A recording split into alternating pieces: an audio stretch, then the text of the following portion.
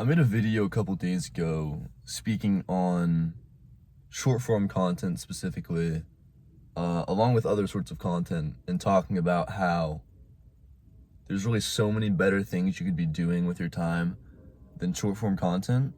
And I heavily advise to just get off it as soon as possible. But I want to revise that thought because I've thought about it significantly more, and I think a much more realistic way to be able to control the monster of modern day algorithms and short form content is just to, instead of abstaining from it completely, control it like a maniac. If you are able to, every single time something negative pops up in your feed, click not interested. Every time something positive pops up in your feed, like it, comment, favorite it, everything. I think that's a much more realistic and also an approach that will give a net negative instead of getting rid of it, a net positive instead of getting rid of it completely.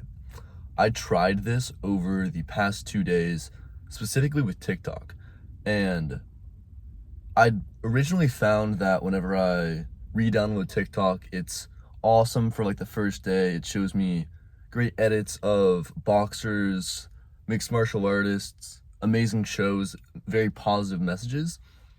Then it shifts you onto what's happening with Love Island and hating on women, women hating on men. Trump did this. Biden did this. Israel did this.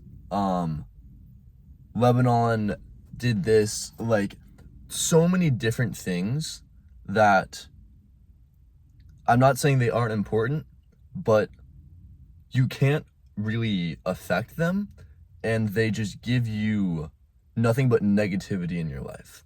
When I'm on an algorithm, I specifically tried over these last few days to only like what is positive in my life and gives me the basically exactly what I want, and be incredibly conscious while using it. And over the past 2 days, it's become, the second it leaches into any sort of negativity or anything, I just click not interested. All I see now is just views of nature, cool edits of shows that I like and that are probably pretty good messages for my life, and just incredibly positive things. And also posts talking about like, oh, you can improve your life in this way, this way, this way, this way. You can like pick up a hobby of chess and you'll improve mental capacity by like 30%. Like, useful information like that of how to actually give your life a net positive from being on social media. And that is a much better approach, I now believe, than deleting it completely, because most likely you're going on that state whenever you're a bit tired, whenever you're a bit burnt out.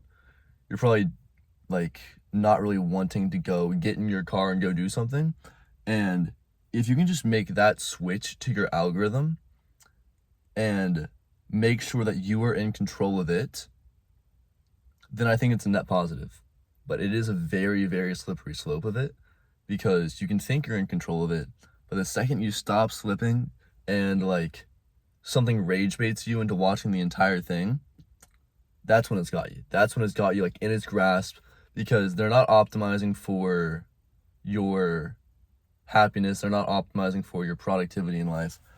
They're optimizing to keep you on the platform as long as possible. And that is done through getting you incredibly polarized on subjects that are very controversial, very engaging, and that are not like super wholesome, that are not gonna really improve your life that much. Like the stuff that TikTok will probably show you, just because, not because it's innately evil, just because the algorithm is meant to keep you on the platform as long as possible, is gonna keep you engaged with controversial stuff. It's gonna show you a bunch of stuff that's gonna make you mad or make you be like, oh yeah, fuck that group, or yeah, these are my people, I hate those people. And it's just gonna create an in group and out group, and it's just a bad place to be in. I think that's where probably 99% of people who consume social media have fallen victim to it, where probably a higher number than 99, like 99.99, where people on social media have just fallen victim to being incredibly influenced by whatever is on their feed. Because if you see it one time, okay, that's fair. If you see it like 10, 20 times, still not gonna like get you that riled up. But if you're on there for 3 hours and you see one topic a couple hundred times over the span of a couple days, they basically got you. They can control your belief like that, because if you're only consuming stuff from what you believe in and not consuming any other viewpoints in the world whatsoever of a very polarizing subject,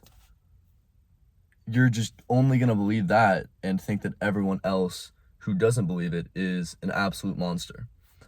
So again, just the overall point here, try to control your algorithm maniacally. Control your algorithm maniacally, or it will control you. That seems like I'm exaggerating. No, it will control you. It will put ideas into your mind that weren't originally there.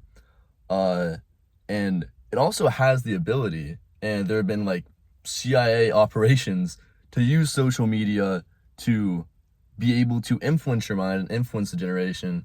And yeah, I don't think that like every single stupid post or incredibly polarizing post is like a CIA psyop. I think that's a bit stupid. But I think it's also a bit ignorant to think that like the most effective way to influence in modern day, that secret services are not getting involved with it, trying to poke their fingers in certain things to be able to get you to believe certain other things.